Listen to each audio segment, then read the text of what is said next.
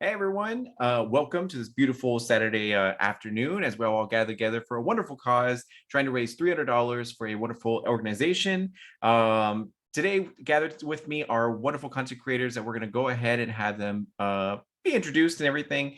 That way they can tell us how amazing they are. So here's the deal. If you haven't played with me before, then you probably haven't been exposed to this rule that I have.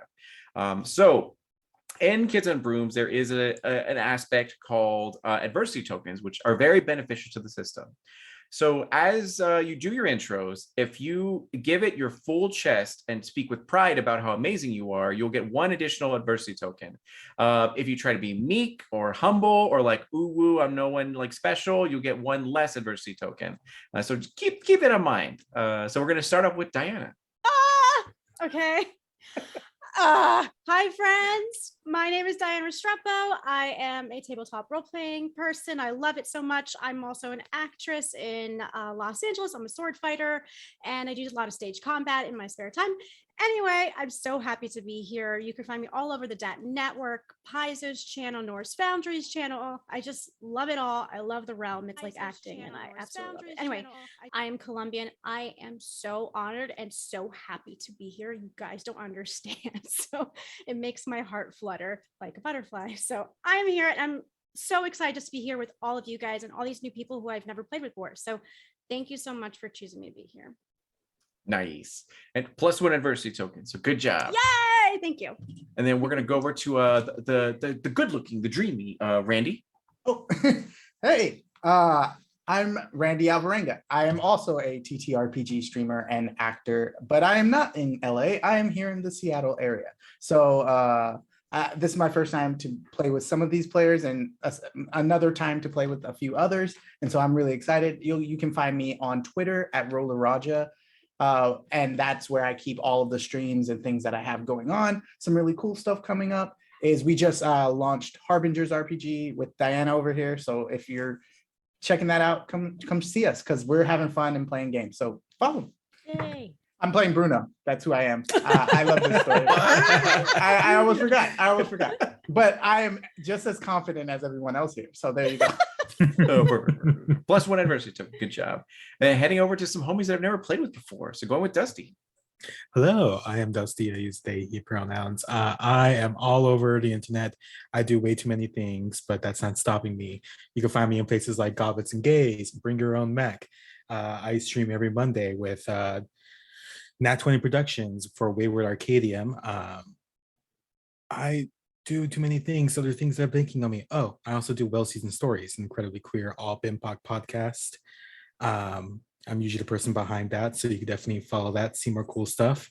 And I'm playing Julieta Madrigal, and I brought the arepas. Yes! I love it. That's amazing. Perfect. And then head over to Katrina. Hello there. I am Katrina.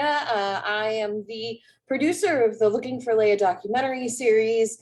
I am a writer, an actor, and by that I mean a TTRPG player. And I really am super excited for this whole thing because the moment I saw it, I absolutely leapt at it, and I leapt at the role of Peppa because she is my favorite. We just decided behind the scenes that she's the eldest, which is great because I have a lot of eldest daughter feelings about her, and I do so much stuff that I can't keep up with what I'm supposed to be doing. So you can find me anywhere if you look for Katrina, and I'm really, really, really excited to throw some lightning bolts around today.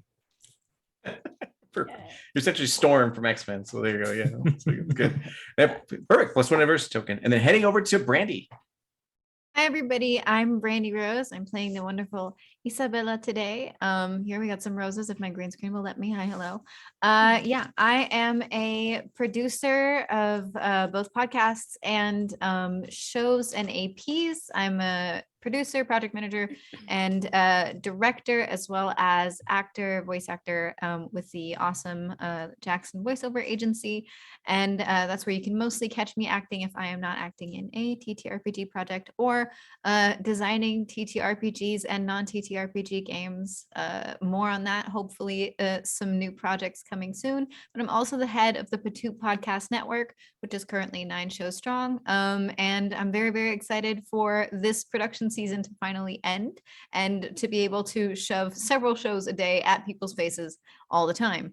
But yeah, I'm very excited to play Isabella. I am Mexican and indigenous Mexican, so I'm very, very excited. When I saw Encanto, I like cried, and I don't like Disney, and I don't like Disney movies. Usually, I had to be pushed into watching most of them, but I watched Encanto of my own will, and I loved it. I bawled like a baby. I bawl like a baby every time, and I think Dos Oruguitas is going to be in my like Spotify Wrapped at the end of the year. So as it should. So I'm very, very excited to being the one, while everybody was freaking out over surface pressure, I was sitting here quietly watching Isabella's arc like, oh, all right. Yeah. But I'm very excited, and everybody here is so cool. I'm really happy to get to play with most of you for the first time, and I'm happy to reunite with my ex-pirate Randy. That's amazing. Plus one adversity tokens. Good job. One thing I want to say is that there was a trend on like TikTok that were saying that like if you have your family members watching Kanto, and if someone doesn't get it, they're the problem in the family and like the issue. So it was awesome to see. There were a couple family members that like acted that way, and I was like, oh, that makes sense. You are the problem. Oh, I had to buy one of my TOs just didn't get it. Like, what do you mean babies? Like, well, get over it. Like, Yeah. like My family wouldn't watch it. I was like, Yep, exactly. Wonder why. So good. This is just one of those that you like slide your Oena under the tree at Christmas. Like, I bought you this movie. It's really good. You should watch it. Yeah. Watch it. You know, why don't we put it on right now? Yeah, right? There you go. Oh, I know. So good. And then once again, we are trying to raise $300 for a wonderful organization. I believe RoboGoblin is going to go ahead and put the chat or the link in chat. Check out the Tiltify link so you can check it all out. Every single dollar goes straight over to that wonderful organization. And yeah, as it says here in the description, we're raising money for this organization that I don't want to say because I'm nervous. Nonprofit that serves the largest global community of Latinx professionals in tech. If you can donate, please go to that link. And yeah, so it should be pretty cool. So today we're doing an Encanto one shot, totally homebrew. So I apologize if I take these characters in a direction that you did not expect them to go into. But these events take place, maybe like 3 months, 6 months after the film actually ends. And everyone kind of like the flame for the candle is restored. The house is all good. The family members are working and processing through everything that happened and trying to talk through a lot of stuff and everything. And right now it is a easy breezy, beautiful like Sunday morning where it's like 6 a.m. and yet there's loud music playing throughout the entire house as you all are busy cleaning and food's being made, and generally like everyone's having a pretty good time. Abuela and a few other people have gone to actually out into town to handle a couple businesses of a little bit of business while you guys are all here in the house, doing your best to just clean and take care of everything. So what do you feel like you guys would be doing like at this moment? Like maybe which room? Would you be with other people, alone in your own space? What do you feel like? That's the current one. I think very much so that Julieta is definitely just making breakfast. Oh, the Facts. Mirabelle is right there next to you waiting. Yeah, to the eat. music really loud, blasting. They don't care how early it is. Just like, Casita, could you help like flip the eggs or scramble the eggs? It's not like, no, I said scramble, not flip. I said toast. And getting coffee, like has like 4 mugs and like 2 hands, getting everything ready. I think Bruno would be wanting to help if he could, and so he'd be like in the kitchen trying to help, but he's probably like tracking sand behind him from his room because Facts. so he probably got pushed out of the kitchen very, very quickly, and then he's like, I would say he got pushed out by Casita. yeah, Right. Especially with the rats like on his shoulder. Well, then me and my rats are out in the like talking to each other in the little main area. Perfect. And trying to figure out how we can help. That's good. And then what do you think Peppa would be currently? Well, Peppa is not a fan of having too many cooks in the kitchen, so she knows to stay out of it when Julieta is working. I would say that she's helping get the ground nice and wet for today's crop planting and or reaping, whichever one is happening depending on the season, and doing so by perhaps journaling in the field and just really getting all of her emotions out that way, because at least that way it's useful. We've learned a lot of lessons recently. Some So waterproof journals. yeah, she's got like a little, there's an umbrella over her that Felix has like left, and she's like just like getting all of her emotions out in the field, and it's providing like water instead of, like wreaking havoc on the house where everyone's trying to work. Perfect. And then what about Isa? Issa is probably in the garden, where I think she started trying to grow vegetables by hand, like not with her magic. So she goes out, she does her chores with the flowers, gets some fresh flowers for her mom for the table. And so she has those in a little basket off to the side, but she's on her hands and knees in the dirt working on her vegetables and seeing if there's any that she can bring to breakfast today.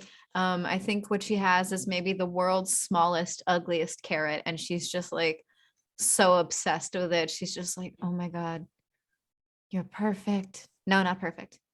Not perfect. But kind of perfect. Perfect.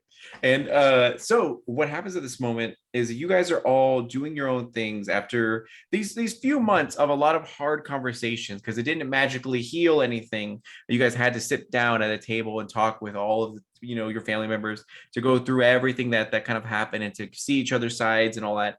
And through this hardship, you've sort of been rewarded with this sort of peace and sort of prosperity that's currently going through the air as everyone kind of like works more in unison, especially seeing Bruno more around the house, no longer in the shadows, but able to freely come out and everything. So it's been very, very nice. That's why it's very surprising to you when you hear the sound of a sort of cracking and sort of shattering of wood and walls and everything, as you feel Casita rumble, and something kind of odd has happened. It seems like to have happened in the course of like maybe 3 or 4 seconds. Those of you who are in the kitchen can hear it the loudest, as it seemed to have happened sort of nearby you. If you'd like to go investigate, or if you just want to continue to eat your food, that's totally cool. 100% time. Yeah. I would run in there because I had no idea this was coming, and I at least like to think I know what's going on. So I run in there and I go, it wasn't me. Perfect. It was you. Are you okay? Yeah. Mirabel, Yeah. are you okay también? I have like a big wound where I was stuck in my mouth. Okay. What was okay. that, Casita? What's going on? I like to run over to where I hear it. Sure. So the 3 of you end up heading over to the sort of hallway just outside of the kitchen, as you can clearly see that multiple rooms and doors and everything are all now like mismatched and kind of broken and sort of shattered, as like the casita usually has like things built for you guys to help you out with like different activities, whether it be you need a staircase or a ladder or what have you. But now there's walls with huge gaping holes, and there's doors on the ceiling, and there's staircases leading to nothing, and all sorts of weird oddities happening with it. And you can see that Casita is trying to fix it, but it's not working too well. And yeah. Bruno, were you doing some like redecorating? No. I was just talking with the rats. We were putting on a play. We're getting ready for tonight. I hope you didn't upset Casita with it. No. Casita yesterday was laughing at it. It's totally fine. Is this? I think Julieta wants to put their hand on the wall. It's like, Casita, did you actually laugh at the play? Yeah, in whatever Think twice motion. if you need help. Yeah, right there you go. It blinks immediately. It just so Yes. So really quick, Beppa and Isa, where would you guys like to be? Would you like to be with the group or still like outside? For you guys, you can see one another because you're at Mhm. least near each other. Yeah. Can we hear anything that happened inside still? Like, did we hear any of the creaking or something? Yeah, absolutely. You heard it's muffled, kind of distant, but it's a sound that's not normal, like 100% not Mhm. normal. And you do hear the sounds of people inside of the house kind of clamoring to see, what happened, and maybe gasps of surprise and all that. Yeah. Yeah, so Peppa is very recently used to the house doing weird stuff. And so all of the alarms are going off like wee woo, wee woo, wee woo, and it's causing the rain to kind of like maybe storm and lightning. And so she is speed walking toward Isabella, just Oh. breathing, and going like, what do you I think what she wants to do is ask like, what do you see? Like, is something going on, or am I just like imagining things? Yeah, I think I feel you before I noticed because I looked down and I was pulling things into the basket and I feel the raindrops like the spray of rain and I was like, oh, and dear Peppa, the umbrella is not big enough. Okay. All right. Okay. Just wet. Do you Just think it's wet. Do you think something's going on? Do you think everything's all right? Is it just maybe it was an yeah. earthquake? I didn't do it. Yeah, and Isabella like reads, grabs like your hands and like holds them and does the like little thumb thing. I'm sure Felix does. That's probably taught everybody to do. Just everything is fine. Everything will be okay. We survived so much worse. It'll be fine. Come on.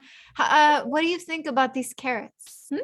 And you see 5 of the most misshapen, no uniformity carrots you've ever seen in your life. One of them is the size of a baby carrot, even though they naturally don't grow like that.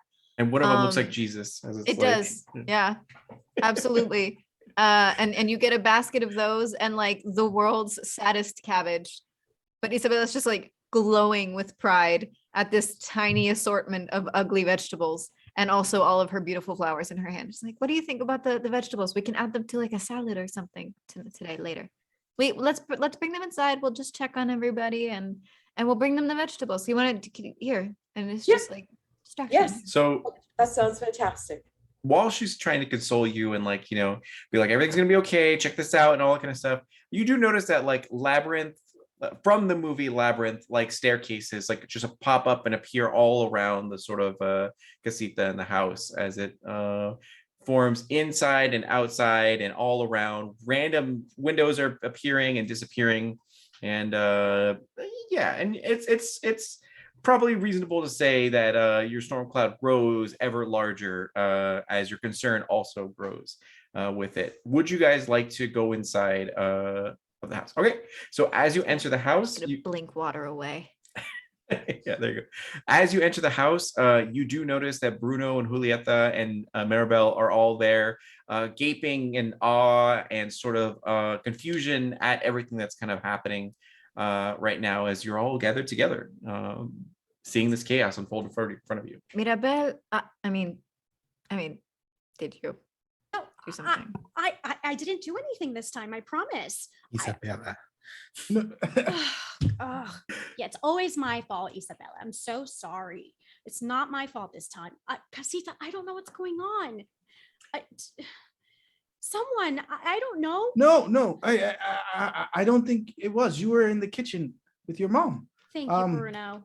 Yeah, I think this might be something different. He sort of looks around at the staircases that are here. Maybe Casita needs our help. Maybe Casita needs an exterminator. Isabella, mira. I'm just saying, I went to go get a snack last night and there were rats in the fridge. That can't be healthy. Yes, So- but look, they have names. And they're part of the If they have family now. names, they're part of the family. food See, inspector is Mirabel coming, yeah. understands. Yeah, I just wanted Miguel to get me a nighttime snack. You know, if you married so-and-so, you wouldn't have to deal with the rats. If Just I saying. married so and so, Dolores wouldn't be out on a couple's vacation right now.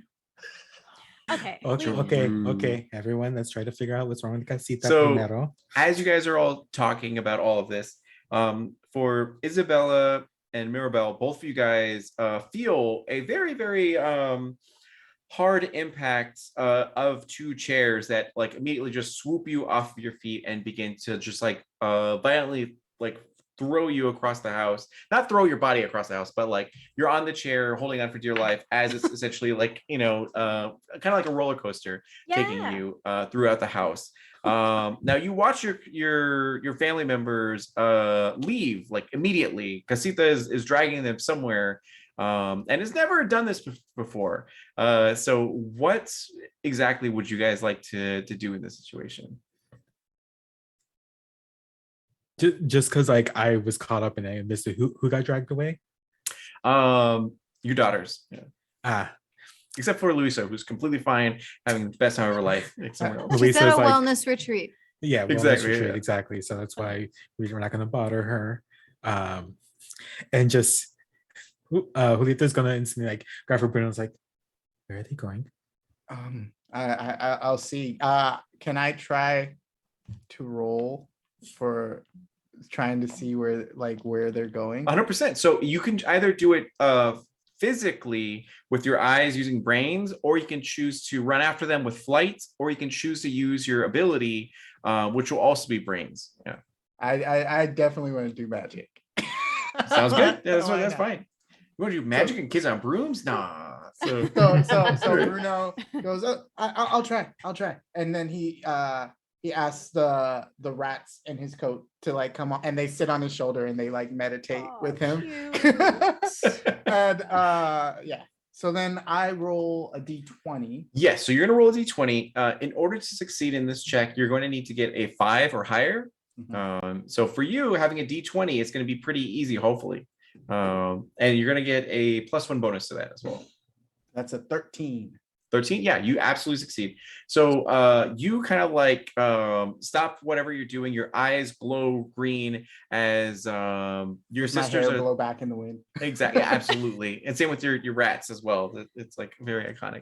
So for your sisters are sitting there like next to you, watching you like just go into this sort of vision as various like visions fly through your sight. As you can clearly see, there's something in the basement that opens up beneath some crates, and it leads into a pool of water that seems very eerie. Now as you get into that pool of water, you're unable to see what happens beyond there for whatever reason, but it seems very abnormal.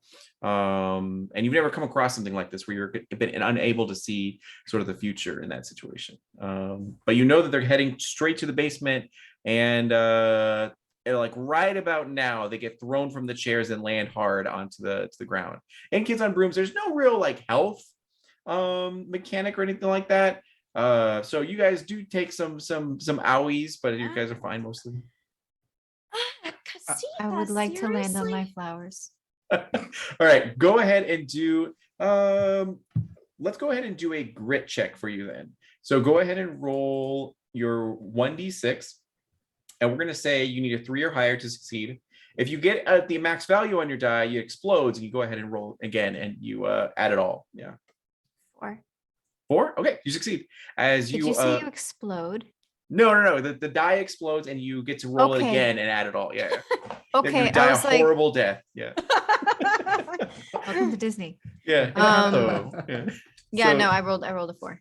Okay, perfect. So mid-air, you do your Naruto hand signals and you summon like vines as they go and like grab you and like as now Maribel, do you want to Yeah. roll to try to like It's- land with grace, or do you just Yes. want okay, Yes, she's gonna try her hardest, of course. sure. So What I'll would give you you the like? option of doing Sabotage flight. rolls. Yeah, there you go. Flight or grit for you, I would say. Oh, definitely whichever- flight. I got a D20. Here we Okay, go. go for it. So you're gonna need same thing, a 3. Did you Oh get a my 20? god, I got a 20 on the first shot. 29. All Wait, right. you are Mirabelle. Yeah. I like stand up and I'm just like, and I look at Isabel and like in slow motion with the hair, I'm just like, Oh, God. You got it. you parkour your way across this room As you land safely, soundly, both of you guys are strong, capable, competent. As you stand up and dust yourself off and look around this basement room, which you've seen before, there's crates, there's barrels, there's various other like cleaning supplies and all this sort of stuff that's down here. And you don't quite know why you've been dragged down here. This place is changing just as much, if not more so, than the upstairs area. And sure enough, really quick, Bruno, going back to your vision, you're now like out of it essentially. Right. You've seen everything. So would you like to tell your sisters or Yeah, oh, absolutely. So he's gonna go, okay, remember, my visions, I'm just telling you what I saw. Remember that. All right, cool. So they're going to the basement. We need to go right now because the whole house is moving and changing. That's all I saw. That's lovely. Okay. Well, And he grabs their hands and starts like running. which is good because just like in Super Mario Brothers, the walls and the ceiling are kind of like closing in. So go ahead and do a flight check to see if you can escape. Yeah. Terrifying. Yep. So once again, you're going to take your flight die. You're going to roll it. For this situation, you're going to need a 3 or higher to succeed. for all of us. Correct. 10. 5. 10, 5. I pulled you guys really fast. The rats are behind you pushing. Yeah. There So you I go. got a 1. Perfect. Okay. Cool. Nice. So. Uh, So in this situation, now it depends. You do have 3 adversity tokens, so you can pop them if you'd like to be able to like force a success, or you can take this hit and you can gain another adversity token and just see what happens to deal with the consequences. So the thought process is, in the beginning of the story, you fumble, you struggle, there's a lot of conflict, and at the end of the story, you come out as a hero and like, you know, rise above the conflict and everything. But however you want to handle this. I think I'm gonna fail this one, and I'm gonna like say that as they're getting dragged along, Peppa's rain cloud's still falling, and I'm just slipping and sliding on the wet floor. That makes sense. Yeah. As you watch your siblings like book it, they have their Nikes on, they're going down the actual like hallway, making their way towards the basement and everything, and you're trying and struggling really hard to keep up with them. And sure enough, you do slip and like, you know, slam hard on the floor as you look up above you and see the things that are coming and closing. But you see that Casita like resists just enough to not like crush you in any capacity as you scramble out from there and then end up catching up with your siblings all the way down in the basement, where you find your daughters in this area as everyone's confused about what's going on. Everyone's very concerned and there's a lot of anxiety here. Bruno, you do know that there was something underneath the crates that is just within line of sight of you. And you know that something's beneath them, but you can't see it at this moment. I would go there, but I'd also say, oh, Abuela's not gonna like that when she gets back. We should fix this before then, please. And he runs over to there's also something over here. And he's digging or trying to look for whatever it was. Sure. So in these crates, they all say cookies, and then you look in and they're all sewing supplies. So you kind of like get duped. So in this is Mommy, is this where you hide all of our galletas? Oh, Mira, look. And she's like, I'm gonna try one. Thank you. She takes one. She tries it. perfect. So in this situation, Bruno, you are heading over to the crates and the barrels and trying to like lift them off. Essentially, there's a lot of sewing supplies here. So go ahead and make a brawn check to see if you're able to have the physical strength to be able to move all this stuff. Brawn is not my best. could Shocker Julieta from the guy try living in the wall. assisting? Absolutely, yeah. Just like going through, just like, oh, I almost got crushed. Okay, let's get through this as soon as possible. Okay. What does assisting do to my role? So if someone else wants to help you, you would gain a +1 from their assistance, unless it's Peppa who's helping you, which is a +2, I believe. Ooh. Peppa's willing to help. Peppa Oh. is willing to do anything to keep her focused on the task at hand because she is panicking.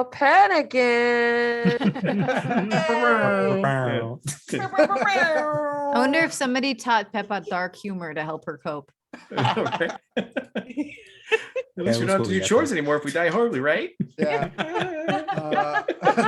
So yeah, if I get would that be a +3 then, or is it just the highest of the two modifiers?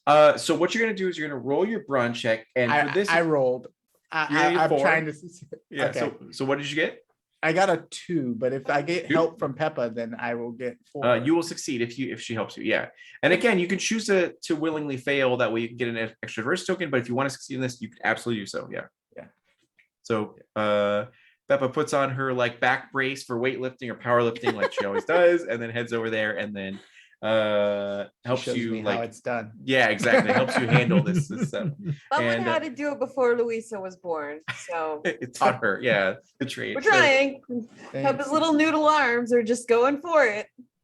Perfect. So you guys end up moving all these barrels and moving all these crates. In the meantime, these walls and furniture and everything that's still in here are getting closer and closer, and kind of like Star Wars wall, like sort of crushing and getting closer and closer. So you may need to help one another out from being sort of crushed in this moment. Who would like to assist in this? Maribel, Isabella, or Julieta? I will also try to maybe have my vines come through the floor and help push, because it's not like I'm Luisa. Sure. I was gonna see if I could talk to Casita, but I'll wait for the vines first. Okay, so Isabella, go ahead and do a we're gonna say a fight or brawn check, your choice, as to how you want to handle this. Right. I'll do, let's see, it's 1d12 plus 1. And then that's the stat. So what's my magic? Is that a +1 also? Yeah, so whenever you're using your abilities, it'll be a +1 if it says if it's in the Oh. magic column. Yeah. I got a 12, so +1, that's 13. And if that's like, and that's the +1 stat. So is that? Yeah. since So I'm using- so you roll the d12 and Either way, oh 12. perfect. Okay, good. So yeah, 12 you plus. absolutely succeed. You needed a 4 to succeed. So you summon your vines Oh, and I they just succeed like hell. yeah, exactly. Yeah. So you summon your That's- vines and they just push these walls and resist them. Julieta, you want to do something? I like as they're doing that, Julieta is just gonna like kind of again like touch one of the walls, just like, okay, Casita, we're trying to help you. I need you to help us as well. So if you could just like stop closing on us just a little bit, por favor.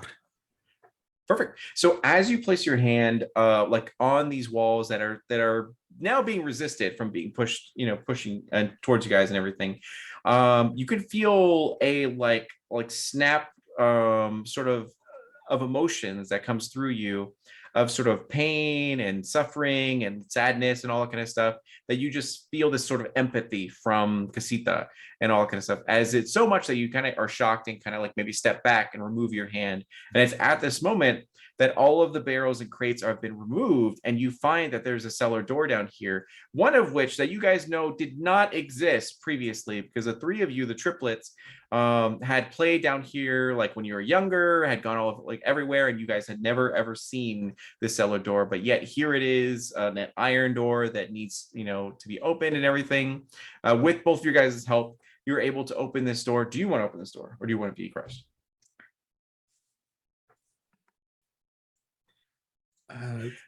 Julieta's just kind of like standing there like slightly shocked, just okay, that definitely wasn't there before. You see Bruno walk over, and with the walls getting closer, he put up his hood and he is now Hernando. And he goes, Yes. "Don't worry, sis. Or I guess not sis. I'm Hernando. I will help." He goes to the door and he Hola, Hernando. and opens it. Perfect. And I'm brave right now. your rats also did a costume change and have their own poncho in the bed as well. Yes. So as a team, you open the cellar door, it swings open, and you witness what appears to be a pool of water that is kind of like here. You also see a staircase leading down through the water. You kind of find that there's a lot of like blinding sort of whiteness that kind of like shines through. Isabella is trying her best to hold this, but it's not going to last forever, it seems like. So would you like to traverse through these waters into this area that you've never seen before? Definitely doesn't look like Colombia. So. But do the walls look like they're caving in this part of the room too? Yeah, it's Yeah, it's if there's it's- no way back, we can only go forward from All here. right, then I will turn around and go. We all need to go for a dip. Let us go. And You then- all saw that, right? Oh, Fernando, yeah, it's, the leader. yeah, you'll get used to it. All right, everyone, go. so I have to go last, so. Everyone be quiet. this water hums with power, and as you're approaching, you can hear the sounds of various voices that are like seem to be happy and giggling, sad and weeping, and like in love and elated and all that kind of stuff. A lot of emotions are in these sort of waters and everything. And then you guys all one by one go into these waters, right? Uh-huh. Mhm. Mhm. Do we see faces in these waters? A little bit, actually, yeah. They're very Oh. murky. You're unable to see. Guys. Mm-mm, Did I mm. mention I'm a fan of Junji Ito and also Lovecraft? Isa has like a hand, like a claw. You know that like older sister claw on your shoulder on Mirabel. Thanks, you're squeezing a little bit too hard. Okay. And then So- the roses next to her are like shaking. She looks tense but fine. This I'm tunnel, fine. Yeah. this tunnel is going to get really windy if someone doesn't calm Peppa down immediately because this is a small place and it's not working out for her. Julieta she's has breathing. both a hand on one on Peppa's shoulder, one on Isabella, and just like breathe. Por favor, es todo bien. So when you enter these waters, one by one, it's super freezing cold. But you thought you'd be sending downwards because you clearly see a staircase leading down.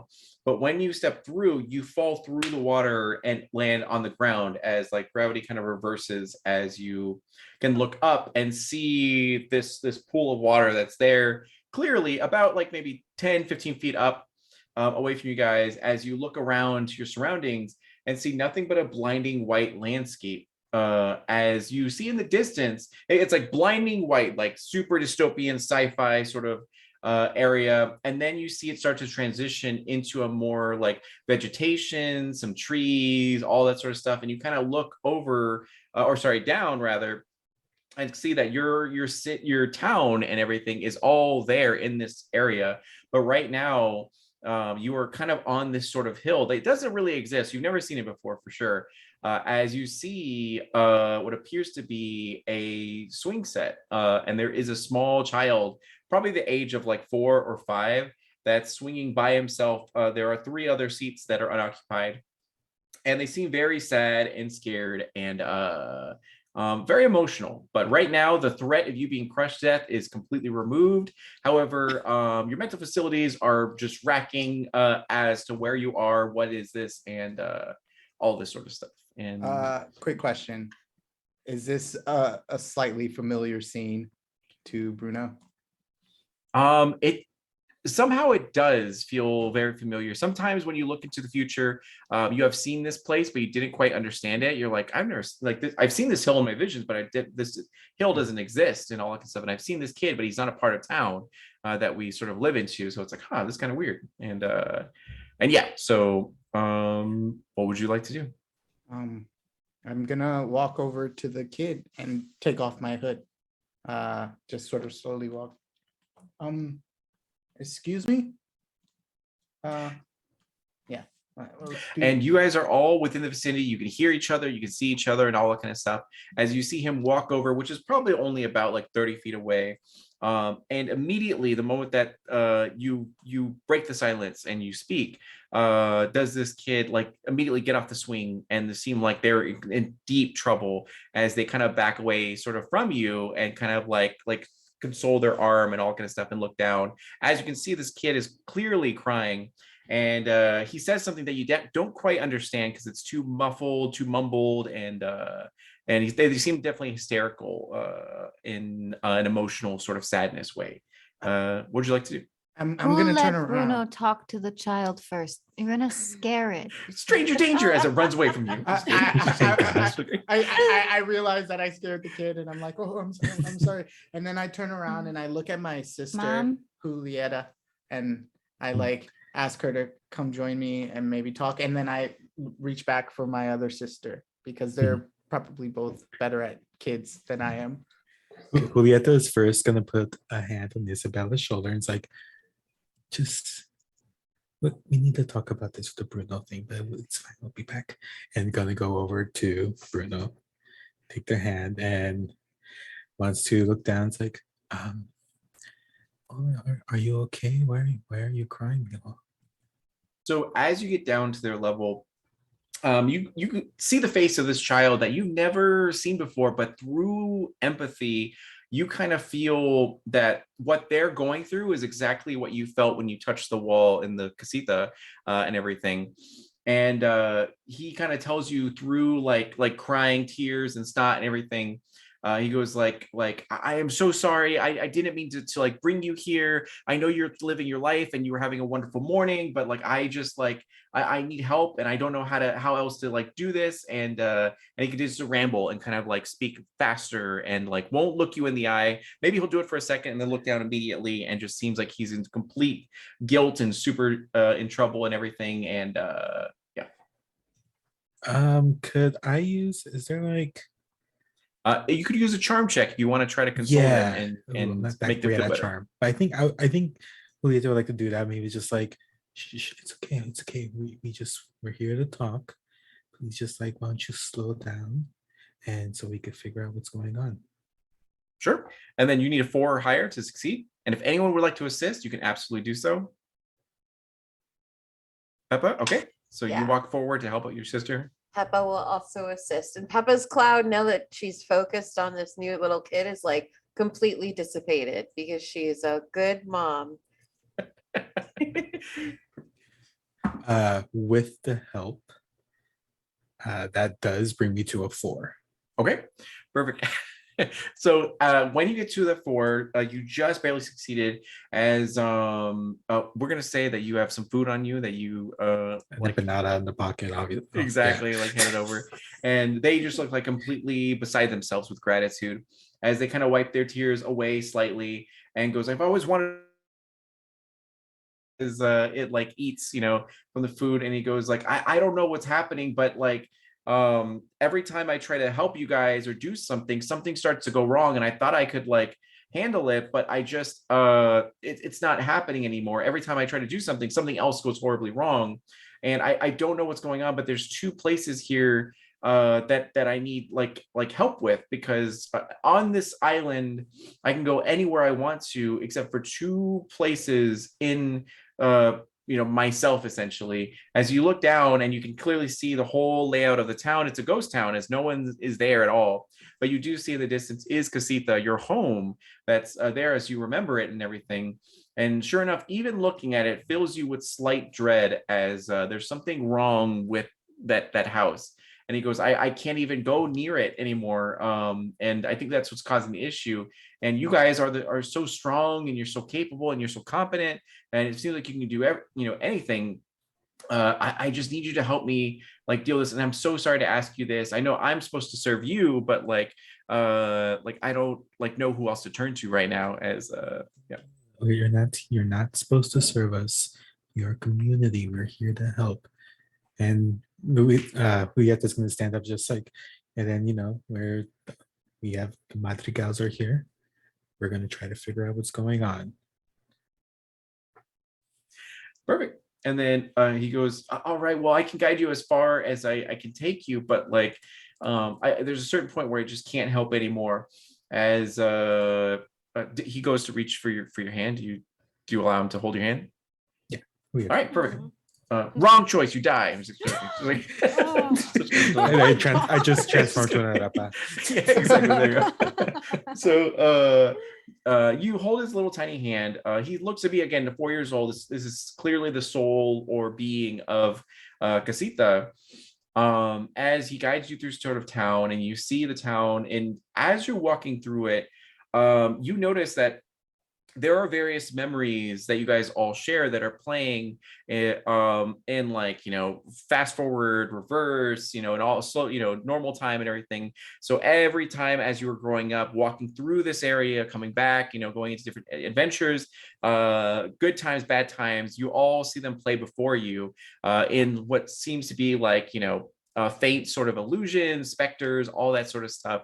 Doesn't harm you, doesn't like, inconvenience you too much or anything like that, but it is a little bit unnerving, but also fascinating to watch your entire life like flash sort of before your eyes in different ways and everything, and different ages and all that, as you finally get to Casita.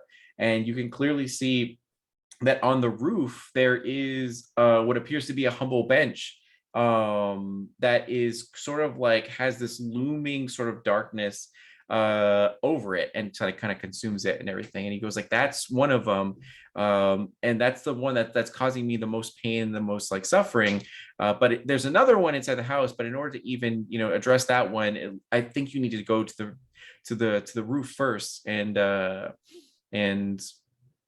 so do you have any questions for this tiny little cosmic being?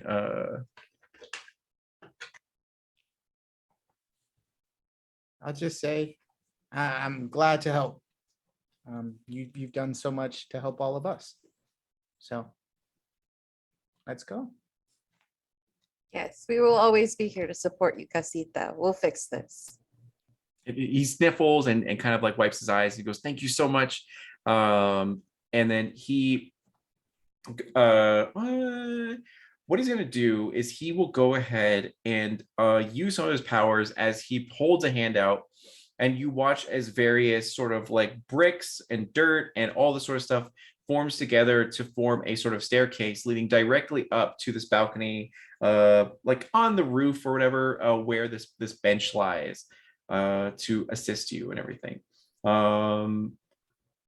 Is there anything else you'd like to do before you continue forward?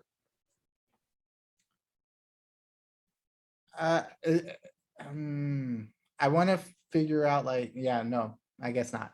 I don't know yet. Perfect. You go to the checkpoint, you save your progress. Bruno way too much. And then, okay, good. So, and again, you guys do have your abilities. So if you want to use divination, or if you want to do whatever, you absolutely can do so. But as you take steps up towards, like up onto the staircase, leading you further and further to the roof, Peppa, you specifically are filled with a lot of emotions and a lot of sort of dread, and you kind of feel that this is an area of like hurt for you, and it's for various reasons and all that kind of stuff. As you get up there and you don't quite know what to do, it's like, well, here's a swirling darkness, I don't know what's gonna like really happen.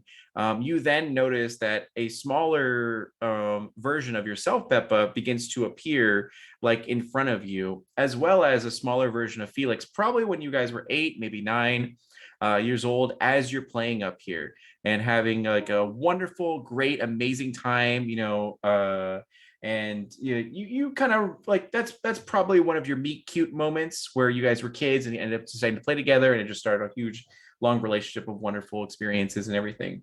And it fills you with a lot of like good vibes and all that kind of stuff. Really quick though, we're going to go ahead and take a 10-minute break.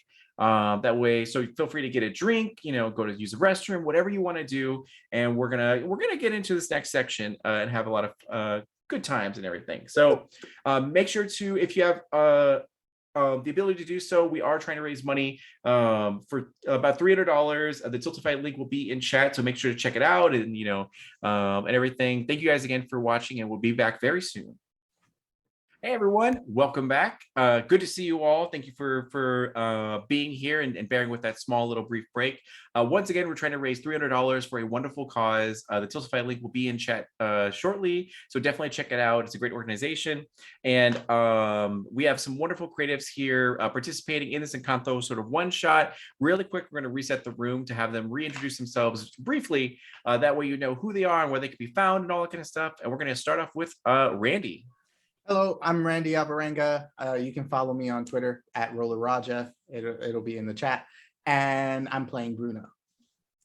Yeah, and then going to Dusty. Hi, I'm Dusty. You can find me all over the interwebs at Dusty Hill, and I'm going to be playing Julieta today. Perfect. I think Katarina. Hello, I'm Katrina. You can find me anywhere on the internet at Oh Katrina. I'm the co-host of Padro Pascal, the prestigious Padro Pascal, and I'm playing Peppa today. Perfect. And then Brandy. Hi, everybody. I'm Brandy Rose, producer, director, performer, actor. You can find me at the Brandy Rose on Twitter, and from there, all of my other things and my podcast network, Patu Podcasts. And yeah, today I am playing the imperfectly perfect Isabella. Perfect. And then Diana. Hi, friends. I'm Diana Restrepo. You can find me at Diana Rest3 on Twitter and Instagram. I am an actress, tabletop role player, and sword fighter. And I'm playing Mirabelle. Sorry. Yeah. Like never would have guessed. So yes. So this is an Encanto one shot. They're playing characters from the wonderful film. This takes place about maybe like what to say like 6 months after the ending of the actual film, where they've had time to like talk about things with one another, process things, you know, and on this beautiful Sunday morning where they're all sort of doing chores, the music is you know, loudly blaring and they're all doing this sort of thing. The casita begins to shift and change in a weird way that causes them a lot of concern, especially when it practically abducts two people and brings them to the basement as they all rush to go and find what the heck was going on.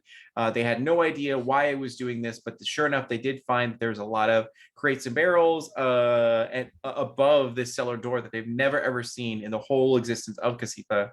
And as they opened this door and peered into its appeared to be like a watery sort of staircase, they descended down only to find that they were transported to this odd, weird sort of reality that is different from their own, where they met a small child who was in sorrow and like in sort of like a lot of grief.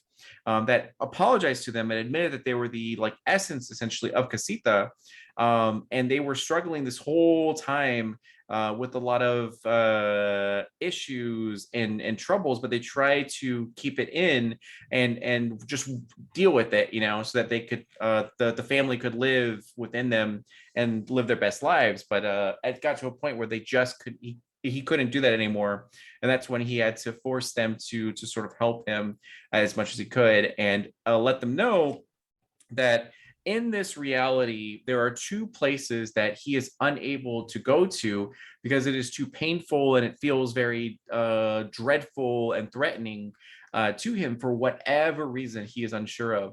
And the group has agreed to venture into these two areas to be able to see what's going on and try to alleviate whatever tension or conflict is happening there, so that Casita can continue on being operating without pain or suffering or anything like that.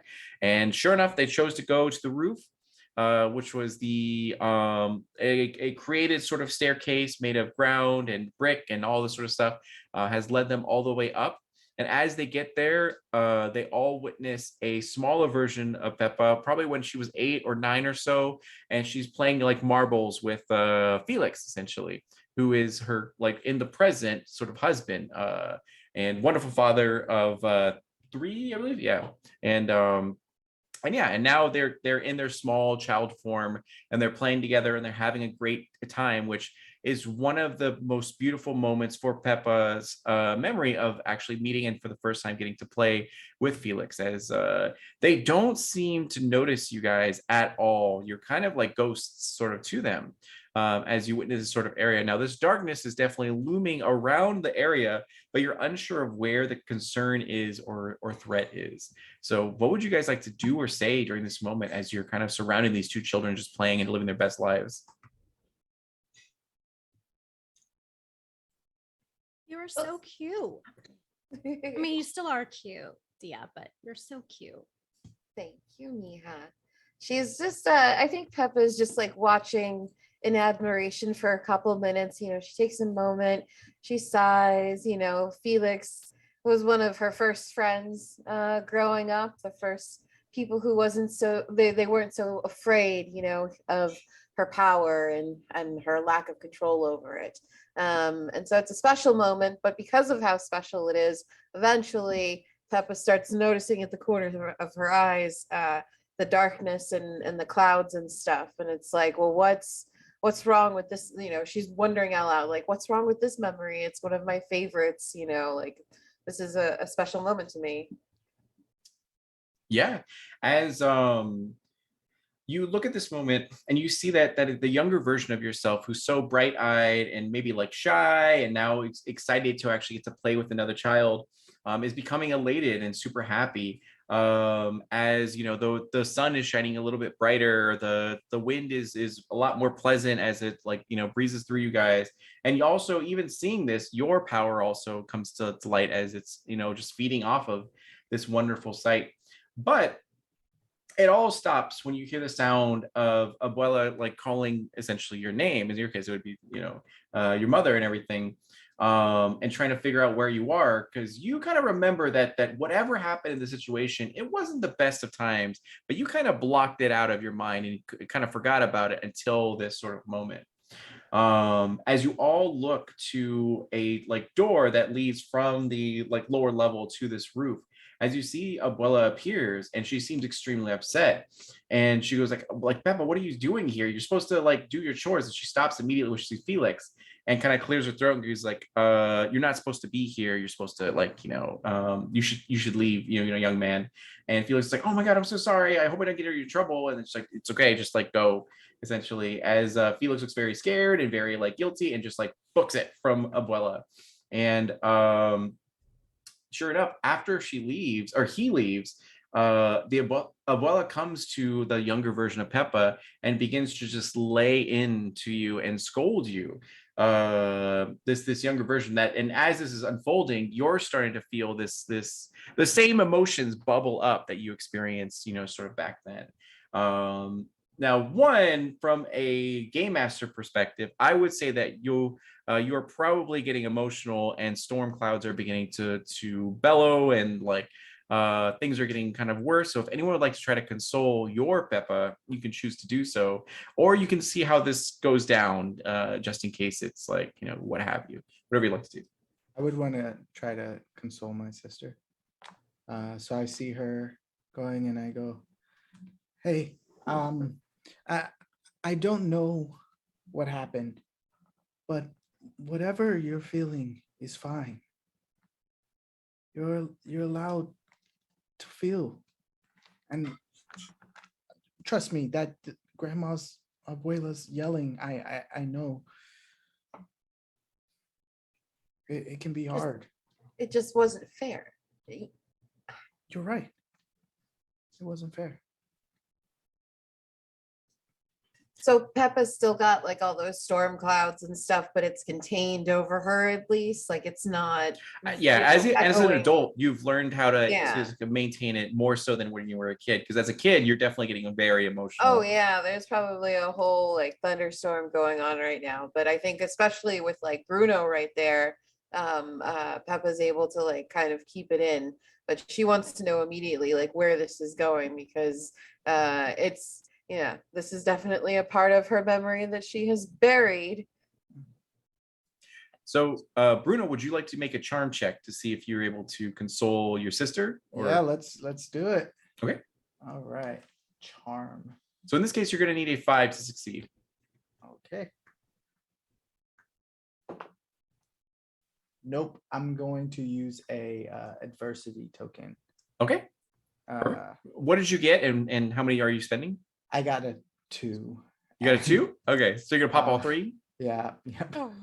Okay, so you've blown all 3 to, like, maybe as you were trying to talk to your sister, like you started to stutter, started to mumble, you started to realize that this was one of the moments in your guys' childhood that was really hard for Peppa, and you like kind of like double down and being like, listen, you know, I'm here for you, it's gonna be okay, you know, X, Y, and Z. And it's enough to console your Peppa, but the one in front of you is like being unloaded upon by Abuela, as Abuela is telling her that like you have duties to uphold. You know, you represent this family. You can't just skip them for like boys, especially someone who doesn't come from like status or money. We need to marry for like, you know, for power and everything like that. You can't just like, you know, you might give the wrong idea to their family and it might cause a lot of issues.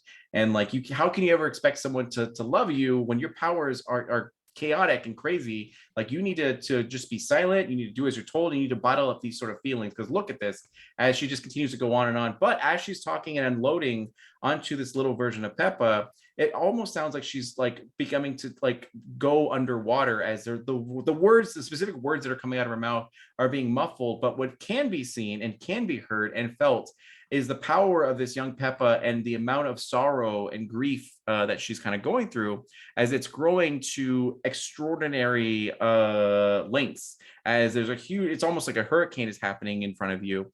As you're being pushed and pulled in different ways, the more and more you see your smaller version of yourself as just like weeping hardcore, not able to look their mother in their eyes, or even have the courage to stand up to them, and just has to take this, essentially. So at this moment, I need everyone to make a brawn check, because the winds are getting so strong and so powerful. And if there's something you can do with magic, you can absolutely do so. Like Isabella, if you want to like, grapple with Yes. vines, or like, all that stuff. So I'd like to two things. I'd like to create like a vine just to rope around everybody's waists, so that we're all tied together. So if we get pushed, we're not separated.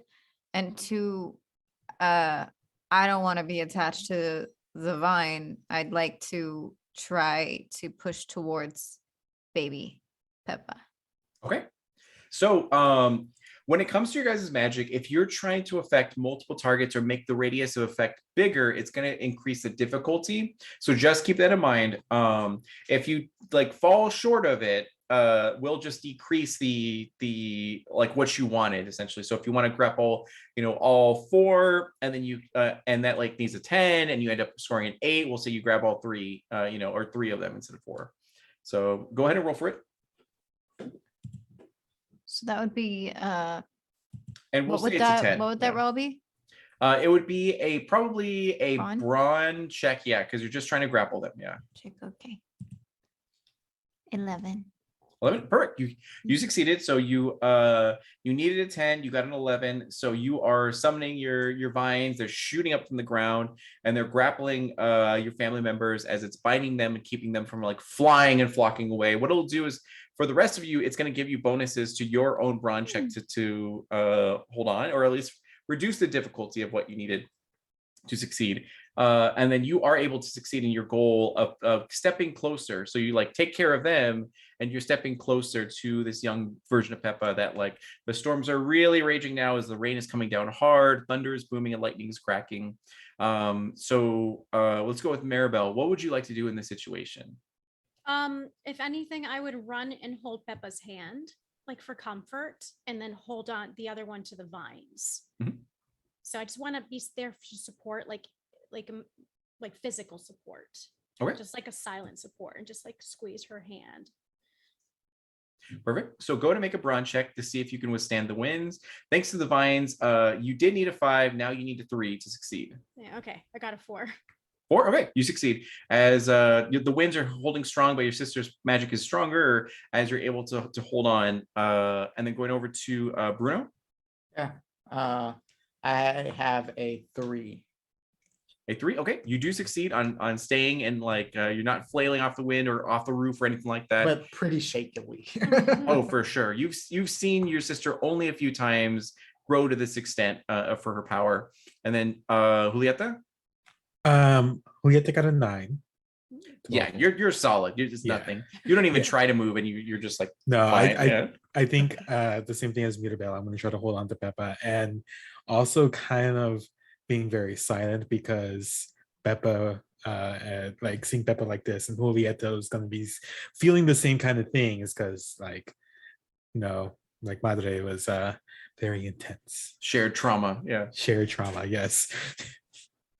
Okay, perfect. And then Peppa, what would you like to do as you see the smaller version of yourself suffering and going through what you went through? You remember all those words that cut so deep and like degraded you and made you feel lesser than. So what is it that you would like to do now that you are here? So Peppa's greatest fear on her very own character sheet is driving others away. And Abuela really friggin' drove that to the point when she started mentioning how, like, people wouldn't love her if she didn't have control over her powers. And so Peppa's looking at this little version of herself who is doubting herself and thinking, like, I'm going to lose everyone if I make these choices. And then she's thinking about who she is right now. And she's that person who made those choices, and yet her family is clinging to her in that very moment. Like, Mirabelle's holding her hand, Julieta's with her, Bruno and Isabella are fighting so that they can, like, make this happen. And so she is squeezing the hands that are on her for a moment, and then she'd like to let them go and step toward little Peppa and just set a hand on her shoulder to try and, like, stop her and calm her for a second and say hello. Sure. So what's happening now is that Abuela has finished like her rant essentially, and seems to have, clearly you can all see it, that she knows she's gone too far, but she's too prideful to admit it. So she decides to simply turn around and walk away, leaving younger version Peppa to fall to her knees and just weep and cry. And sure enough, you and I think Isabella are the closest to Peppa at this moment. So what would you like to do? Either of you two, because you guys are the closest.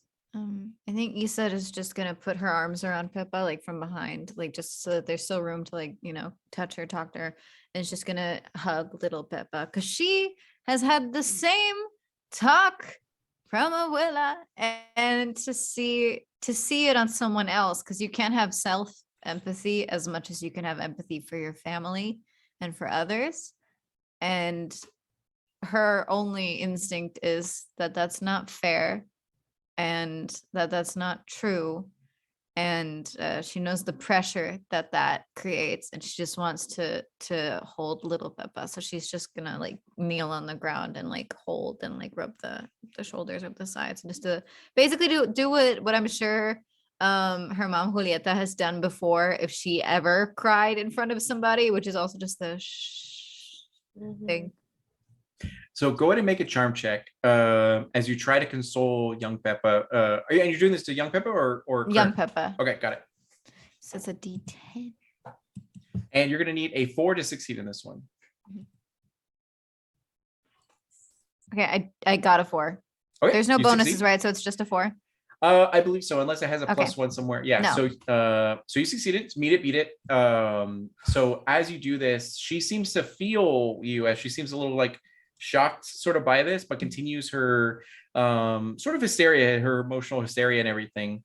And she looks to you and doesn't recognize who you are because she hasn't met you yet or anything like that. But she seems to be, like, accepting of your, empathy and everything. And then Peppa. Yeah. And so Peppa's gonna continue forward and, like, set her hands on little Peppa's shoulders as well. And, like, I think now that, like, Abuela is moving away and dissipating, I think Peppa wants to use her magic in this way to clear the storm clouds that are surrounding little Peppa as well. And so she starts saying, clear skies, you're not alone, clear skies, you make me very proud, clear skies. Perfect. So go ahead and make a charm check or a brain check, whichever you'd like to do, to either summon your control over the weather or to just, like, fields. Okay. And you need a 4 to succeed. Okay, cool. So we'll do 8. 8. Okay, good. So that's a really, really good success. So as you kind of do this, you guys all come more into view for young Peppa as she looks around to you and doesn't quite recognize you too much, but then she goes like who are you guys? Like oh my God, I haven't seen you in town. I'm sorry for, like, crying in front of you. And she kind of wipes her sort of tears away and bottles it up for just a second. And she goes, are you friends with my mom or? Yeah, you can say that. It's nice to meet you. And she just kind of kneels down to be on her level. And then perfect. She goes, it's good to meet you as well. I'm sorry if you saw me crying. I definitely wasn't crying. And she kind of, like, sniffles a little bit and wipes some of her tears away. And and she goes, did you need something from me at all? As you can see that even though she's trying her hardest to keep it in, she's not able to, as tears continue to slip from her eyes, and her hands are trembling a little bit. Yeah. He's just gonna keep like kind of move back from the hug to just like rub her shoulders a bit and be like, it's okay. We don't need anything from you. We just wanted to tell you how much we love you and your family. And your power is really cool. And we're so proud of you. And Okay, and Maribel, go ahead and make a charm check, okay. because you need 3 successes in order to move this character. All right. +1. 4. Yeah, sorry, you needed a 4 to succeed, so that works. Okay. As you guys tell her, you're she's really cool and all that kind of stuff, but she, at the moment those words kind of slip out of your mouth, she kind of like lets down her walls and begins to like cry, a little bit more. And she goes like, it's not true. All I do is cause like problems for all of my, like, no one wants to be my friend. Like, no one wants to spend time with me because I'm just gonna make them like wet with rain or like scare them with thunder. And like she goes like I didn't ask for these powers. I never wanted to be in the situation. And she just kind of cries a little bit more. She's 1 more success. Julieta, I don't think you've done anything yet. Yeah, I think after all this and seeing Julieta is going to come down, and this will probably be something that like she did as a kid with Peppa, kind of go down, like grab her shoulders, wipe the tears from her face, and like, no one thinks that you're a wonderful person. Your powers really, really are amazing. And sometimes people are just scared to talk to people that they think are really cool and really great. Okay, you're not scary. You are just wonderful. You do a charm check. You need a 4. And she kind of looks at you like, you look like my sister. I'm gonna spend an adversity token to get a 4. Okay, perfect. You do so as she seems confused by like, wow, you look a lot and you sound a lot like my sister. And then you just like, go into like, don't even worry about that, blah, blah, blah. And she goes, you're like, really? You think so? She says, well, okay. Like, I like my powers and I like how I am. And Felix like is the first person who actually really like, likes to spend time with me. So I think I'll try to spend time with more people that actually like to be around me and everything. And she goes, thank you guys. I hope you guys have a good day. I'm gonna go play now, as she kind of like runs off and goes downstairs and just kind of like dissipates and disappears. And then you hear the sounds of Casita like churning and twisting, and sort of like you see that this island had a lot of damage to it and a lot of like sort of oddities about it, and it's beginning to morph and change and sort of heal somewhat as Casita does appear like in front of you, as he kind of like tests the actual like ground and see like okay, this is good. I wasn't able to come in here before. I would get like completely like thrown away from this area. And she goes like, what, having to like watch you go through that, Peppa, was really hard for me because I couldn't do anything to help you. All I had to do was watch you like suffer, and I'm so sorry that I wasn't like there for you at all. As the small child version of Casita like admits this to you, Peppa. Not your responsibility to be there for me, but I appreciate it. And in a way, you were always here for me, Casita. I always had somewhere to go when I needed to storm myself. And he smiles as he goes like I just want to say I'm sorry to like all of you guys, because I've seen you all go through like so many great victories and so many like hardships and everything, and I've tried my best to help you out, but I just wish I could have done like more for you guys, because I see everything that goes on for what you've been through and all that. And he just looks very guilty and very sheepish at this moment. And yeah. No, I would say, well, if we didn't experience the bad times too, sometimes maybe we wouldn't be who we are today. You've grown up with us just as much as we've grown up with you. And I don't think protecting us is your job, but thank you. And he kind of smiles at that and goes like, I know, like I should let you guys, do your own thing, but it's just so hard because I like, even though I'm just like a house, like I still like love you guys because you guys are my everything, you make the days worth, being a house and everything. And then and Casita, you're part of the family. You are the foundation of this family. Yeah. And you need a little rain. And she like knocks on like normal Beppa with the elbow to make rainbows. you do it no Without- problem. It's like Without you, we wouldn't be a familia. I mean, you hold us together literally in this house. and he's overwhelmed with like compliments. He's like, I can't handle this too much. And he goes like, let me show you where the next area is. Oh no. As he like trots down the actual staircases as you go inside the house, and you see that it's your house. All of this sort of areas and this layout and everything. Granted, what you're watching is the history of this house. So when it was only, Abuela and the triplets, and then when the triplets were growing up, and then when the kids started coming around, the grandkids and everything like that. So you all see this unfold as what it looked like in the past and in the present and all that sort of stuff.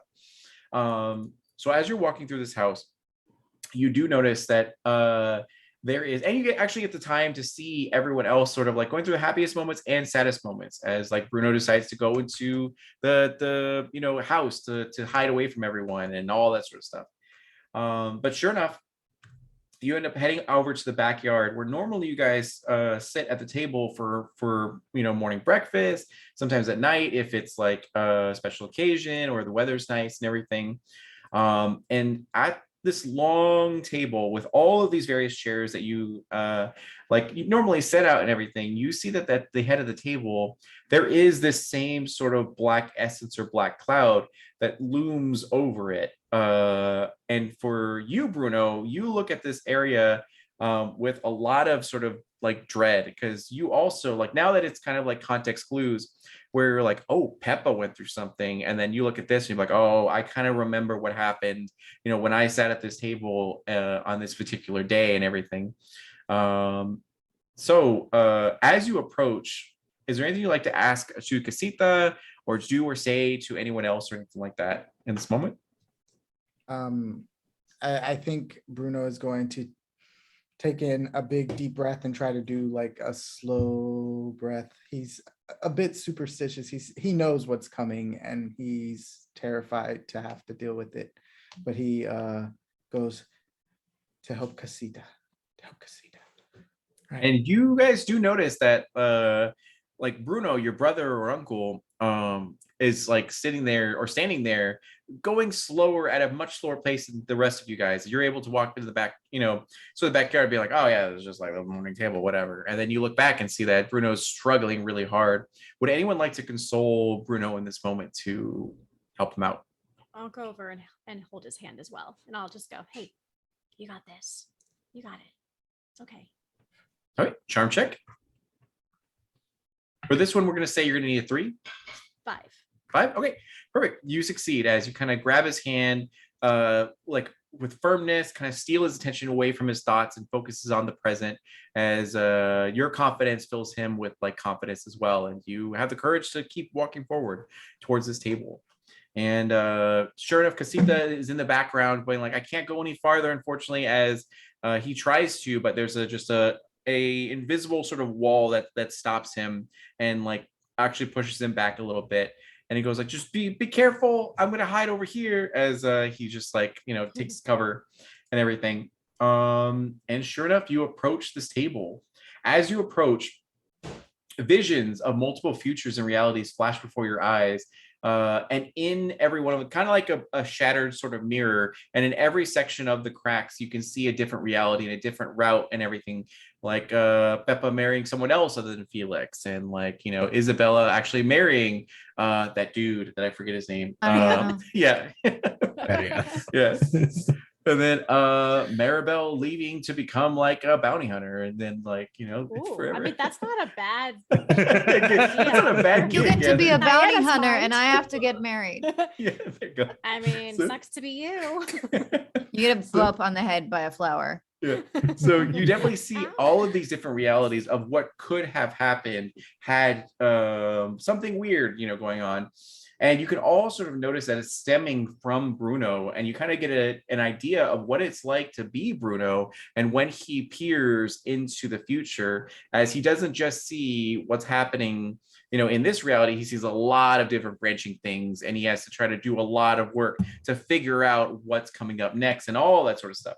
So in each one of these visions, though, you see that little Bruno, is looking into the future and peering to talk to Abuela about his concerns. But in every single crack and section of this crack, he gets nothing but rejected and loathed and scorned for what comes out of his mouth.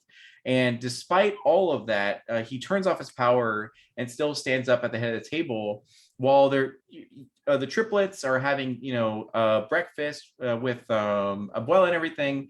And he goes like, I have something to say. I just I've been having visions, and I can see that, like, I think you're going a little bit too hard on us, Mom. Like, I feel like you're kind of pushing us a little bit too much, and things are going a little bit too, like, it's gonna break us essentially.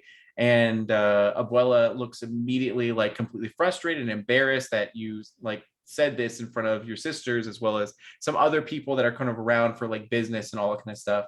And being offended and embarrassed, and you kind of looked, the little version of yourself looks to your sisters, but your sisters are too scared of their mother to actually defend you or back you up in this moment. And you stand essentially alone against your mother, who is this dominating, strong force that essentially sends everyone away from the table as they all walk away being like, oh man, this kid's gonna get it. As she unloads on you and being like you are doing, every time you open your mouth to tell me about a vision that I'm hurting someone, it's undermining me. You're hurting the family with this stuff, and like all you're trying to do is bring like ruin to this family. Like you worry too much. Like, I'm not the problem. I'm the one holding us together. And like, you need to be like, if your father was here, he'd be disappointed in you because like he was so strong and he like always bared. It didn't matter what was going on. He just powered through it. You got to be a man and like man up and grow a thicker skin and all that kind of stuff. And he goes like, also, it's very worrisome that you're getting older and I don't see you with women. I don't see you like have a girlfriend or anything like that. Like, you have to get married and be the head of the house. So stop focusing on these visions and do what you need to do for this family. And she just like continues to unload. And as this is going on, you can all see that through Bruno's sort of visions are beginning to spark up and flare, as there's a lot of cracks as little Bruno is peering into his future, and he does see a lot of isolation, a lot of sorrow, a lot of unhappiness, and a lot of all these sort of things, no matter what route he seems to sort of go down. And of course, one of those routes is the one that actually happened, where he lived in the walls and made homies with rats and and all this sort of stuff. So, which doesn't seem at the moment like a good, like happy sort of ending. But little Bruno is completely devastated by this, as she leaves him with his thoughts and everything like that, and like, you need to man up, essentially, and to like 15-year-old Bruno, essentially, as she walks away and leaves you sort of with your thoughts. And as little Bruno is like has his head in his hands and is completely devastated by what his mother just said, weeping horribly at this, you watch as those like cracks in sort of reality that shows you a glimpse of various realities and futures begins to expand outward from just his thoughts and his visions to the actual reality, as he gets thrown way far away from you guys, and in its place are these shattered pieces of glass that serve as sort of mirrors that twist and kind of spin around you. And in every shard, you see drastically different realities. One where you guys are all dinosaurs, other ones where it's like a medieval area and all this sort of stuff. And sure enough, it seems like in one of these floating glass shards is little Bruno that's causing all of this to sort of happen. So it's, as you just to help you guys out, as you guys actually touch some of these shards, you can actually go through the shards and enter into this sort of area. So would you guys like to go to the shard that little Bruno's in and like just dive into there? Isabella will walk up to our Bruno Uh-huh. and like hug her arm and her Tio's arm. And it's just like, all right, come on. Let's go. And do you want to do a charm check to try to console Bruno? Okay. Or you can do a brawn check to just like help him like push him through, because Bruno does not look good right now. Yeah, let's do brawn. I have a +1 in brawn. Oh. So that's a 3. Okay, we're gonna say you needed a 4 in order to succeed. Yeah. So if you want, you can do an adverse token, or someone else can assist. I'm gonna come over Okay. Thank you. and take his hood. Not that I'll behind say it in him, character. Take his hood from behind him, put it on, and go, Fernando, you got this. And I hold his, and I kind of link arms with him like this. I'm like, let's do this together. Great. And the rats will like attach ropes to his hood to pull it and like Oh, onto his oh, head. oh. And then- Literally flanked by 2 nieces, and then the rats come, Yeah. rats come up, and Isabella's just clenching the arm extremely tightly. I laugh. Bruno is going through it, but what he does is he goes, thanks, Mija. And he takes his hood off and he says, no, I think I need to do this as me. Okay, you got this. But let's go. And he sort of looks at the rats and gives one a little high five. And then Oh yeah, so he's like, and he's So- like, let's go. all right. So you guys end up going through this glass shard. Conveniently, it's like human size, so it's no problem getting in there. As you do, though, you find yourself now. I checked it, and Encanto takes place in like the 1950s, so you have no idea about this. But you're on essentially a space station. As you guys are in spacesuits and like full blown everything. As you kind of look to each other and be like, I don't understand what's going on, but I see little Bruno, and sure enough, down this hallway. That's all steel and iron and tubes and wires and everything like that is little Bruno, who's like just walking down the hallway, like slumped, dragging his feet as like automatic doors are just like, and then like and you know that he's there. So if you'd like to catch up with him, go ahead and do Encanto in space. Yeah, if you're bringing me into That's the next or- episode. Yeah, exactly. If you're bringing me to a session, I'm bringing chaos, just to let everyone know. So all right, so go ahead and do a flight check to try to run after, unless you like to use a power of some kind.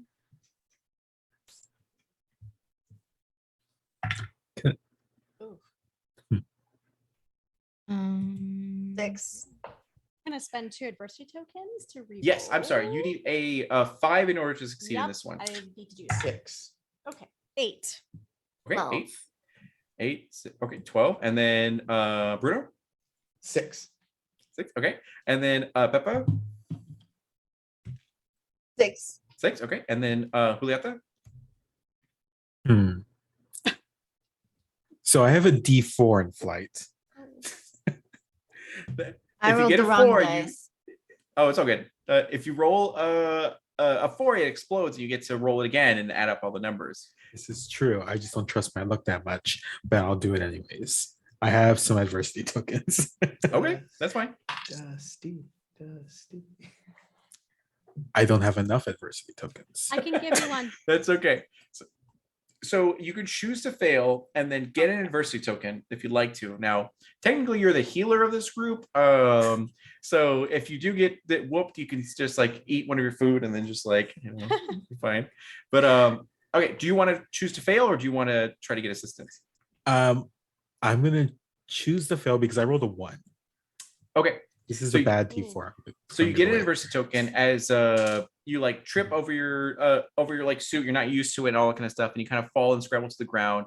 As right next to you is a door that immediately opens up, and you see a very large being that seems to be made out of metal and machine and all that kind of stuff that you hear whirring gears, and it just sends like intruder alert, destroy intruders, as it just like summons an armed cannon and like sort of looks to you as you scramble up and try to get out of there. So there are, it appears like 2 of these robots that are in this like hallway trying to stop you from getting to little Bruno. Who would like to throw hands? Peppa would like to throw hands Okay. right now. Also, I think I want to as well, but instead of hands, can I throw chanclas? Of course. Yeah. If you have, I prepared. I could literally bring a Like, chancla. Rocket Just powered don't hit chunkless. Trump. It's like so perfect. Boom. All right. So No, Peppa, no. go ahead and do a fight check. And it's going to be your magic, so whatever bonuses you get. So I rolled a 6. So let me look at my magic. You need a 4 to hit. Yeah. Okay, cool. So yeah, 6. Perfect. And describe to me how you destroy this sort of robot with your abilities. I call forth lightning as though I am some ancient god, and I give it like a sound effect. There we go, and I say "ka-chow," and the lightning Oh. Do you want to do goes forth from me and goes directly toward my enemy. Do you want to do the classic Halle Berry line? Like, do you want to know what happens to a robot in the rain or a rainstorm? Same thing as everything We else. can do that too. I was gonna do a Disney crossover, but I like that better. There you go. All right, perfect. So you summon lightning as it just like complete. You Avatar: The Last Airbender, like lightning bend this, and then shoot it off as it explodes this robot into pieces. Then everyone is like shocked and confused as you all sort of look around and see that these are machines that are like way beyond your time and way beyond like everything. So we'll go over to Isabella. Do you want to attack one of the robots, or do you want to do anything else that might help in the situation? Yeah, I'm gonna attack the robots. I'm gonna make some cacti and yeet. Just make a bunch of sticky things, just yeet. Maybe eat some durians. They're nasty, they're big, they're heavy. Eating stuff. Okay, Space let's see what durian. my So it'll be a fight check. yes, +1. Is 1d8. Come on. 4. Or okay, exactly what you needed. So you summon some somewhere on this actual area are like plants of some kind of vegetation, and sure enough, you come summon them to life, and you launch it forward towards the robot, just enough to maneuver its arm cannon to avoid hitting Julieta or any other family members, and it falls back as it tries to get up and everything. So you guys all move forward and you open the next like sort of door where little Bruno is like right there as he steps through another glass shard. As you follow suit, you suddenly see yourself transformed into essentially a fantasy version of yourself. So if someone's a wizard, someone's a rogue, probably Bruno's like the sexy rogue. And then everyone else is like a warrior, fighter, all that sort of stuff, bard and everything. And sure enough here, you see there's tons of oozes of slime that are all sort of like everywhere as little Bruno's just continuing to walk through this. No one's paying him any mind at all. But he's just like very sad as he's walking through. So in order to get to him, you're gonna have to deal with these slimes. So going over to Maribel. I don't have powers, so I'm just gonna like maybe cause a distraction. It's up to you. Maybe I'll just cause a distraction by zigzagging and like. We will say that you're the warrior in this group that has a giant battle axe. If you'd like to. Oh wait, I actually have a battle. Yeah, axe? you guys all have fantasy personas, Oh, so yeah. Hell yeah! Then I'm Oh, just gonna God. take it and I'm gonna like uppercut it. Are you kidding Perfect. me? Do your fight check. Oh my god, what's my fight? Oh goodness. Well, okay, wish me luck. D4. Here we go. I need a 4 to succeed. 4! Oh wait, explodes. 4, Yep. 5, 6. 6. 6, perfect. So the oozes are like, hello and greetings, welcome to our God, as you just like immediately murder it. And I Oh go, my god. Oh my god. I'm sorry. I didn't know. I'm not from Were they here. talking? See, this is why you don't do those things. Who gave you an axe? And then going over The to world? Bruno, you're the sexy rogue. Yeah, I guess. Do I have a Daggers bow and or- arrow, yeah, exactly. or daggers? Yeah. Then Yes, and the rats are also rogues as well, with little Yes. crossbows. yes. They're packing heat. Oh, cute. And so then we're going to because we have to get past them, right? Mhm. We're going to shoot at the ceiling and cause like things to like block them so that we have a path through. Because I'm not trying to kill them because they were just like yelling for like bloody murder, right? I mean, who knows? You may never see him again, you know? Yeah, but I don't want to hurt them. All right, go do a fight check as you Yeah. try your best to like, yeah. I'm fighting the wall to land where I want it to land and not Yeah. hurt people. Yeah. D12.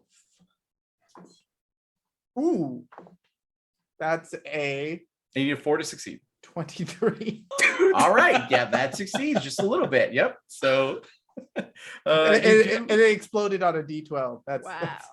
you have a moment of hesitation as you're like, I could murder all of them right now. And then you decide not to as you like throw your dagger up to a conveniently placed like chandelier as it falls to the ground and non-lethally like occupies them as they're like, "Blah!" and also Maribel, you feel like it was very like refreshing and like Yes. stress relieving to like This is so cool. I don't even know what I'm doing. so after this, you have to climb over all the slimes and walk over the dead body of the slime king who welcomed you through this. And you find yourself going through this shard. It seems to be the final shard as you're getting closer and closer to little Bruno, as you do find yourself in this like war-timey era where you're deep within the trenches as you're all in like World War II gear as you're like just like rushing through. So now Maribel has a gun, so we'll have to see how that like. No, absolutely no, not. no. Isabella it wants to take it away immediately. Nope. Nope.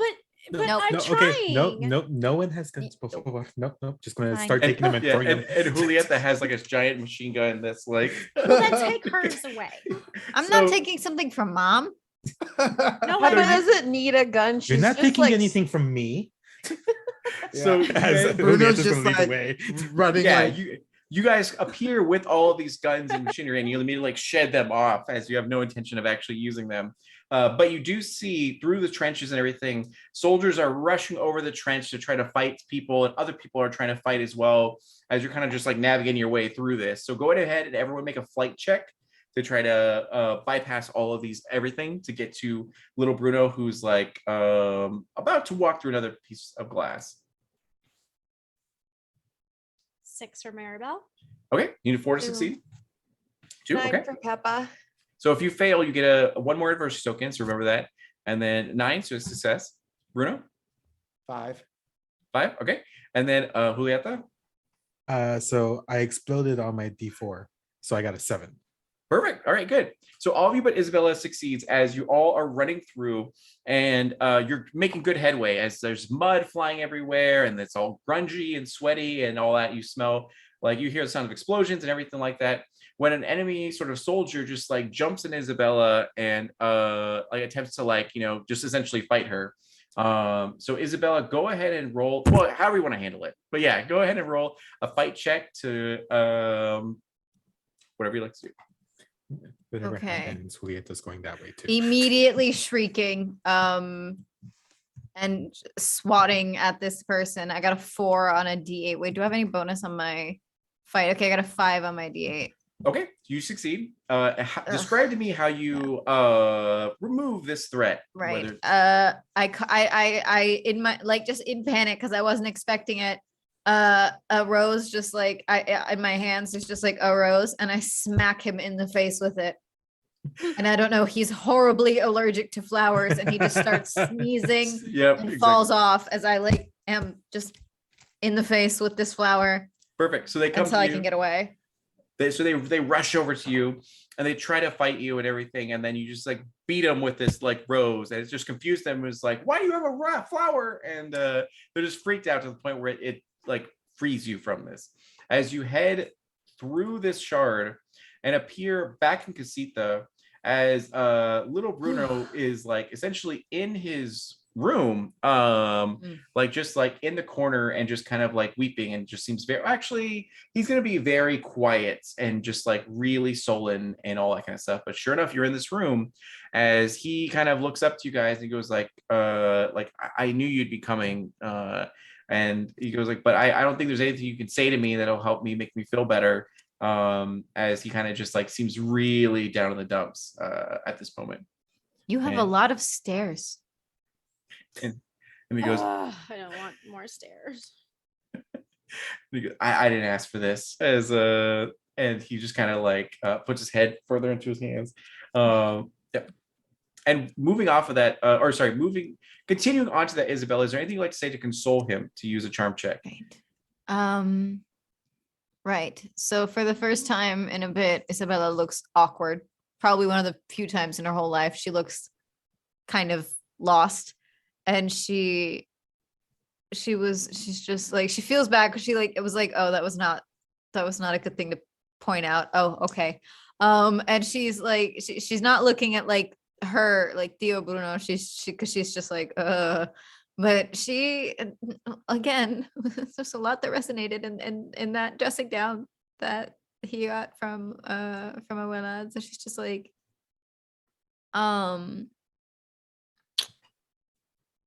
I didn't date till I was 16. So, you know, I think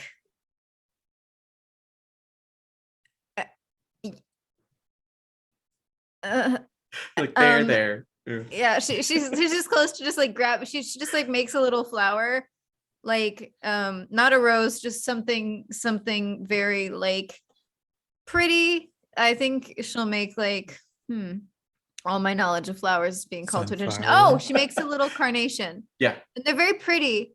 Carnations are really, really pretty. And she just kind of like kneels down and she like taps on his like hand. Well, she doesn't have to kneel much. He's 15. So he's probably about the same size. They're almost the same age. So she just like gives him the carnation and is like, it's kind of pretty, right? And then he goes, charm check, actually. We'll see Right. how this- Okay. yeah. Well, we'll see. The charm part's still coming. Let me see. The charm part's in the answer. Where's my okay? And 4 or higher. Yeah. Right. Well, I got a 4, but Good. Okay. we'll And he does go like, yeah, it is really beautiful. I don't think these grow here, as he kind of like looks at Yeah. it. Yeah. They don't.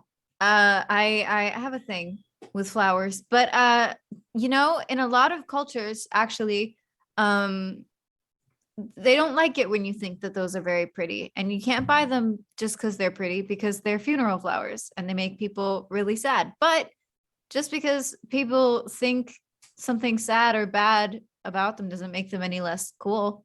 They're really pretty. They're still a lot of people's favorite flowers, you know, so. And he kind of takes the flower and kind of looks at it and dwells upon your words.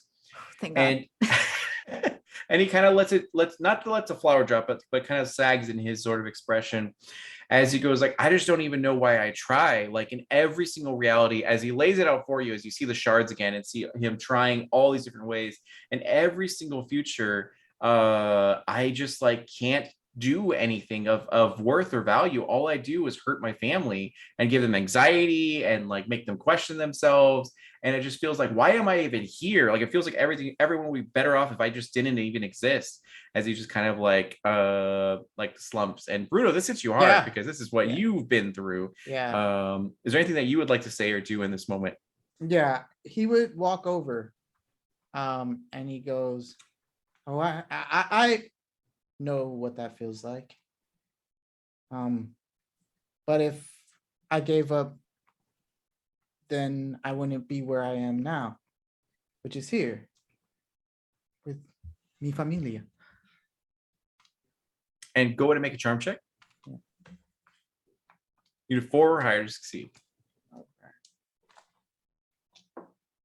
All right, that's a 4. Perfect. So he kind of looks at you and sees that like you are here with your sort of family, and he kind of looks and he goes like, I never saw a future where we're all together like this. I only see the one where I separate myself from everyone in different ways and all that kind of stuff. And it seems like everyone's happier for it. So like, does it really like get better as he kind of Well, I don't have all of the answers myself, but even with this gift, that's not all we are. We're an uncle, a brother, a son. We provide value just by being. At least that's what I'm starting to learn. and then he's like, Definitely wait, entertainment value, and you get a begrudging playful like, punch. Yeah.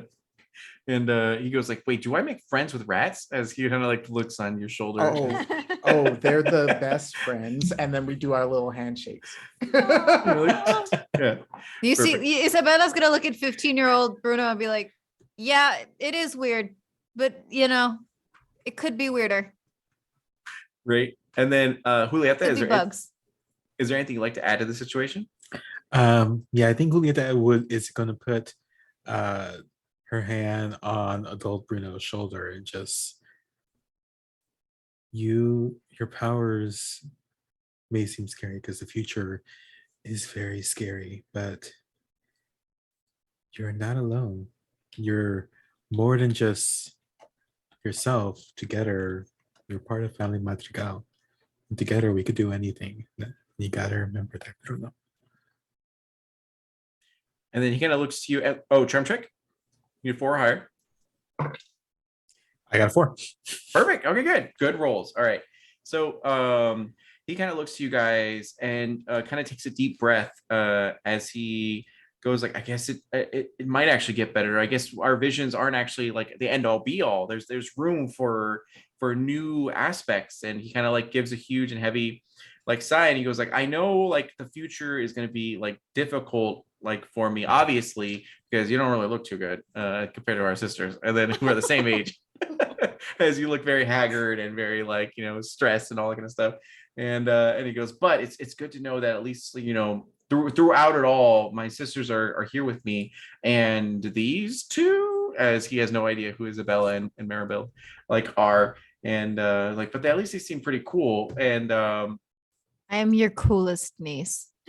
Oh, come on. I can be cool too. Just because I don't have powers. And I was Oh just- no, it has nothing to do with the powers. Now, girls, let's be honest. Dolores is his coolest niece. and he's like, That's and fair. little Bruno's like, ew, you guys get married? And then he just kind of like, and then he dissipates after that. And you guys kind of like see Casita as he kind of returns and goes like, you guys like, oh my God, you guys did it. Like you were able to heal these 2 parts. And I can't believe like, thank you so much, as he kind of like runs up to you guys and gives you like a really, really big hug. And as he does so, the world around you sort of dissipates as you return back to the top floor, ground floor. And he goes, I can feel my power like returning to me, and everything's like stabilizing now. And I couldn't have done this without you. I don't know why I like stayed silent for so long, but I tried just to power through it and tried to like, because I didn't want to disrupt you guys, but I'm like, thank you so much for everything, as he looks at you guys with extreme gratitude and all that kind of stuff. And Peppa, is there anything you'd like to say? We'll always be here for you, Casita. You gave us a home. You're the reason for our miracle. Even if we need better roofs sometimes, because some of us have nervous issues, but we're doing fine. And plants. And then kind of just like looks and goes like, it's okay, whatever you guys choose to do, like I am totally down with it, because I love you guys and you guys are amazing and you're so wonderful. And even though I can't, like, after this moment, I won't be able to communicate with you guys as I am like now, but I just want to say that you guys are worthy, you're valid, and anything you're going through, I'm here with you. And thank you so much for being so beautiful. As this ends, he kind of helps to lift you guys off the ground as pieces of the ground lift up, and then he transports you guys all the way back to the actual entrance of where you came from. And he goes, this is the last time we're going to be able to speak to each other this way. So thank you again for everything. As it's beginning to close as you guys are exiting. Is there anything else you'd like to say before you separate? We love you, Casita. Don't worry, we're not leaving. We're still here, okay?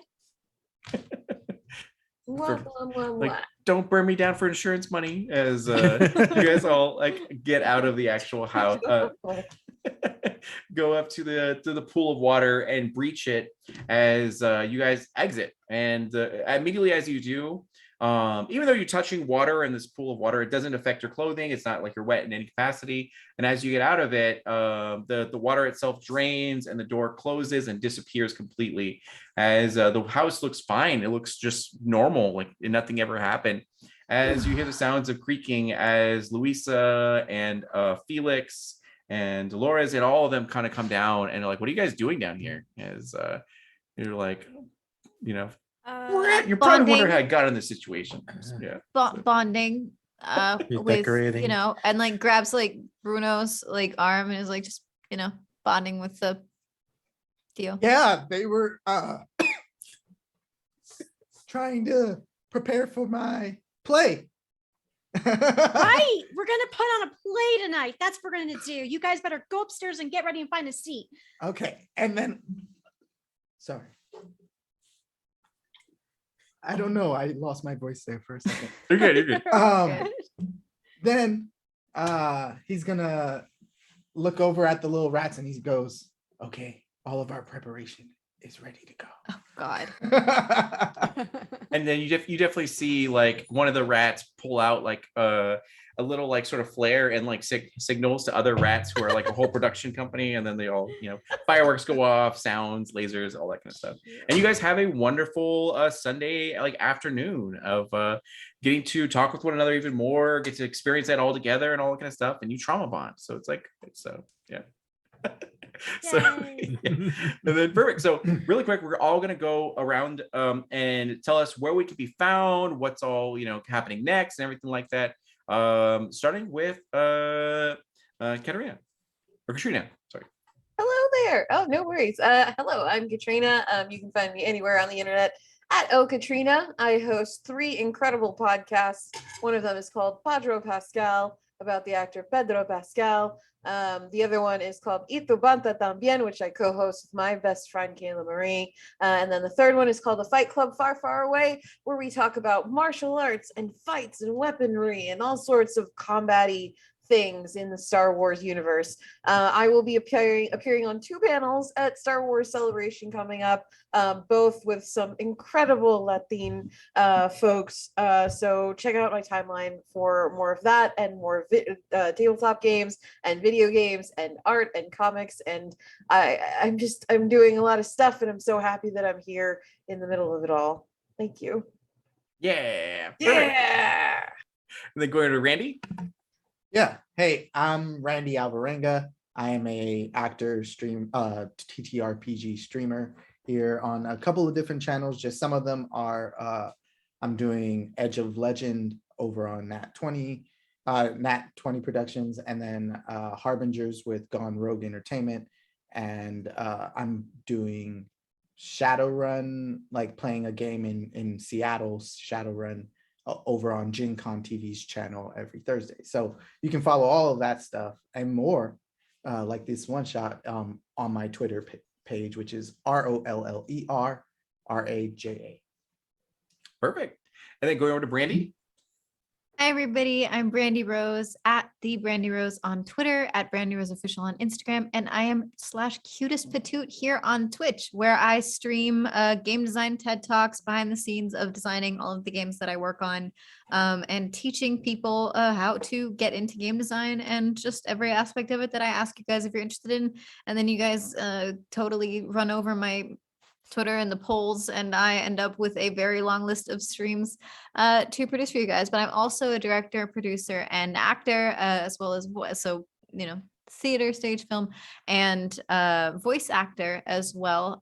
So you will see me somewhere for sure. But I'm also the head of Patoot Podcasts, a podcast network, pop culture podcast network with shows ranging in topic from queerness in sports anime to the history of B movies through a POC lens with me and my wonderful co-host the Kappa Chris, Christian, wonderful co-host. Wonderful co-host on a lot of the queer shows is Livia at Area 51 Lift All. And I'm very, very excited for the new season of shows to drop. I will be continuing to work with a lot of different places, including Roll, where my talk show with them that is on Twitch is going to start airing within the next 2 weeks. It's going to be on my Twitch, twitch.tv/cutestpatoot. It's going to be called Roll With It. I've already recorded the first 5 episodes. Basically, I interview game designers, and we talk a little bit about their journey, and then in less than 10-20 minutes we design a game live on stream, so you guys get to see what it looks like when you get a prompt and out of nothing you make a game, and then we play it. So make sure to tune to that so that I have a job, and continue to check out all of the stuff that I work on, all of the games that I design, all the shows that I produce. All of that's always on at the Brandy Rose on Twitter. Perfect. Thanks And for then having going me. over to Diana. Hello, I'm Diana Restrepo. You can find me on the socials, Instagram, Twitter at DianaRose3. And you can see what I'm doing next. Right now, like Randy said, we are over on Harbingers on Gone Rogue's entertainment channel on YouTube. They'll hopefully be airing next Friday, the second episode, which we are very excited about. And then some of the other networks, we are kind of on break, but just follow my socials. You'll see what's going on. I'm also an actress as well as a sword fighter. Nice. And then going over to Dusty. Hi, again, I'm Dusty. You can follow me online on the Twitterverse at Dusty Hill, Ttrpg performer, one of the lead producers on Well Seasoned Stories at Season Stories. You can find me as cast at Bring Your Own Mech. You can also find me soon on Goblets and Gays.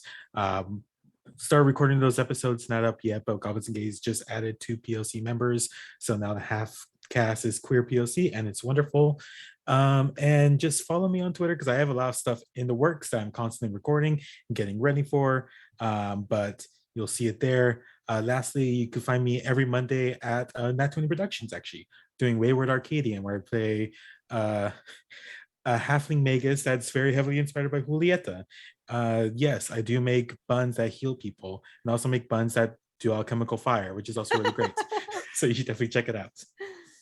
Perfect. Okay, cool. And my name is D'Angelo Murillo. I am a game designer, a writer, a professional storyteller. Always trying to find ways to bring more inclusivity and diversity into our geeky community and everything. Right now, I made a tabletop RPG called Emerald Templars that's currently on Kickstarter. We're already funded, trying to reach our stretch goals and everything, so make sure to check that out. I have a lot of other streams coming up for to play test Emerald Templars.